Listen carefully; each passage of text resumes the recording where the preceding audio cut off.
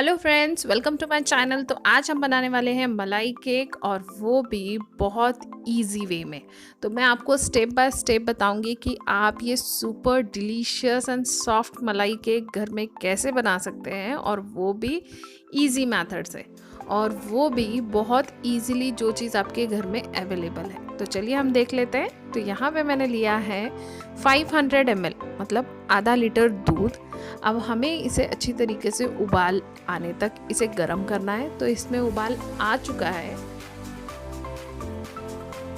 तो अब हम करने वाले हैं इसमें आधा कप दूध पाउडर का इस्तेमाल, और इसे हम अच्छी तरीके से मिला लेंगे ताकि इसमें कोई लम्स ना रहे। दूध पाउडर ऑप्शनल है, आप चाहे तो दूध पाउडर की जगह में अगर आपके पास ज़्यादा है आप उसका भी इस्तेमाल कर सकते हैं। यहाँ पे मैं 500 ml में आधा कप दूध पाउडर का इस्तेमाल कर रही हूँ। इट मीन्स आप इसके जगह पे 250 ml बढ़ा सकते हैं दूध का। अब यहाँ पे मैं 50 ग्राम शुगर का इस्तेमाल कर रही हूँ, मतलब चीनी, शक्कर। इसे अच्छी तरीके से मिला लीजिए और इसे अच्छा उबाल आने दीजिए। और जैसे ही इसमें उबाल आ जाए तो हम इसमें एक कार्डमम, मतलब एक इलायची का पाउडर कूट के डाल देंगे। यहाँ पे हम बनाने वाले हैं मलाई, मतलब मलाई आप जिसे रबड़ी भी कहते हैं। तो यहाँ पे 15 मिनट तक कुक करने के बाद आप देख सकते हैं हमारा जो रबड़ी है या मलाई है वो पूरी तरीके से प्रिपेयर हो चुका है। तो अब हम कर लेंगे इसे साइड और होने देंगे इसे ठंडा। तब तक हम करेंगे केक की प्रिपरेशन। ये अच्छी तरीके से थिक हो चुका है।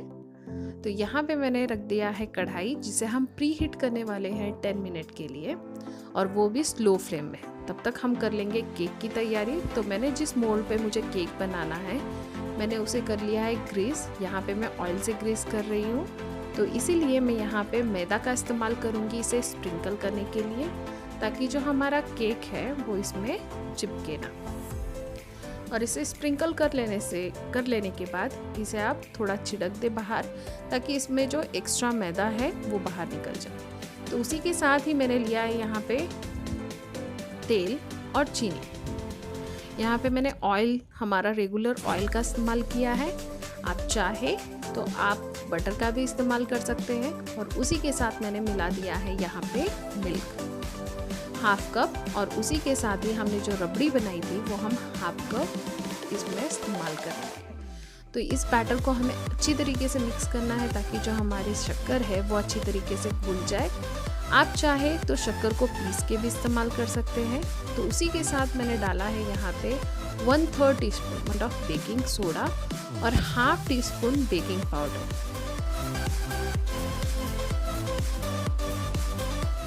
और उसी के साथ ही यहाँ पे मैंने लिया है 200 ग्राम ऑल पर्पस फ्लावर, जिसे हम मैदा कहते हैं। हम इसे अच्छी तरीके से मिक्स कर लेंगे। थोड़ा थोड़ा करके डालें, एक साथ ना डालें, नहीं तो ये गुठलियाँ बन जाएगी इसमें और हमें मिक्स करने में भी तकलीफ होगी। तो इसे थोड़ा थोड़ा करके डालें और अच्छे से मिलाते रहें। अगर आपके पास बीटर नहीं है तो आप स्पून से भी इसे मिला सकते हैं। अगर आप थोड़ा थोड़ा करके डालेंगे तो इसमें गुठलियाँ बिल्कुल नहीं बनेगी। या फिर आप चाहे तो इसे मिक्सर जार में भी बना सकते हैं। एक साथ सारा इंग्रेडिएंट डाल दीजिए और मिक्सर में 2 से 3 मिनट तक अच्छे से मतलब ग्राइंड कर लीजिए। ये बिल्कुल इसमें गुठलियाँ नहीं बनेगी। तो हमारा बैटर जो है वो थोड़ा स्टीफ हो गया है, तो इसीलिए मैं यहाँ पे 2 चम्मच दूध का इस्तेमाल कर रही हूँ ताकि इसकी स्टिफनेस निकाल सकूँ और एक स्मूथ बैटर बना सकूँ अपने केक का। तो मुझे और भी 2 टीस्पून और भी 2 टीस्पून मिल्क लगने वाला है, तो मैं उसे भी डाल दूँगी और अच्छे से इसे विस्क कर लूँगी। हमारी जो केक की कंसिस्टेंसी होती है वो थोड़ी पोरेबल होनी चाहिए। देखिए जब मैं इसे डाल रही हूँ तो ऊपर से ये नीचे फोल्ड हो रहा है, तो ये कंसिस्टेंसी होती है केक की। तो हमने जिस मोल्ड को ग्रीस करके रखा है हम उसमें इसे डाल देंगे। देखिए जब हम इसे डाल रहे तो ये कैसे फोल्ड हो रहा है। ये कंसिस्टेंसी केक की बहुत अच्छी है। इससे पता चलता है ना आपका केक ज़्यादा पतला हुआ है और ना ही स्टिफ हुआ है। तो ये इससे आपका केक एकदम परफेक्ट बनता है। तो चलिए मैंने इसे निकाल लिया है अपने मोल्ड में। इसके सरफेस को आप इवन कर लीजिए और हमारा केक बेक होने के लिए बैटर जो है वो रेडी हो चुका है। तो यहाँ पे मैं कुछ रख दूँगी, डायरेक्ट हीट में नहीं रखूँगी इसे। और इसे हमें 40 से 45 मिनट तक कुक करना है। 40 मिनट्स के बाद इसे आप चेक कर लीजिए और अगर कुक नहीं हुआ है तो 45 मिनट के मतलब 5 मिनट के बाद फिर से इसे एक बार चेक कर लीजिए। तो आफ्टर 45 मिनट्स आप देख सकते हैं कि ये पूरा ही प्लेन आ रहा है, मतलब हमारा जो केक है वो बेक हो चुका है। तो इसी के साथ ही बहुत ही हल्के हाथों से इसे निकालें। ध्यान रखें कि गर्म है आसपास, आपका हाथ जल सकता है। और उसी के साथ ही हम इसे प्रिक करेंगे, मतलब इसमें हम छोटे छोटे होल्स बनाएंगे ताकि हमारा जो रबड़ी है जो हम इसमें डालने वाले हैं ये पूरे ऊपर से जब हम उसे डालें तो ये अंदर तक जा सके। तो चलिए हमने बनाई हुई जो रबड़ी है इसके ऊपर हम डाल लेंगे। हल्के हाथों से इसे डालें और थोड़ा थोड़ा करके डालें और थोड़ा देर इसे रेस्ट होने के लिए रखें। तो उससे क्या हो जाएगा, हमारी जो रबड़ी है ये इसमें पूरी तरीके से सोक हो जाएगी। जो हमने मलाई बनाई है एक साथ डालेंगे तो ये बाहर भी गिर सकता है, तो थोड़ा थोड़ा करके बाद में डालें। अब उसी के साथ ही यहाँ पे मेरे टोस्टेड आलमंड्स है जिसे मैंने छोटे टुकड़ों में कट किया है, तो मैं उसे ऊपर डाल दूँगी।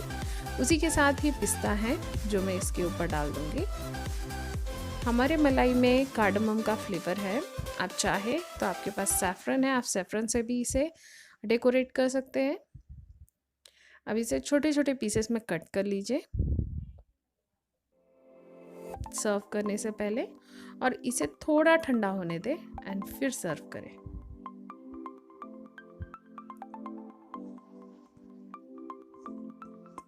तो हमारा जो मलाई केक है वो रेडी हो चुका है और आप देख सकते हैं ये कितना डिलीशियस लग रहा है। तो बनाएं घर में, सबको खिलाएं एंड एंजॉय।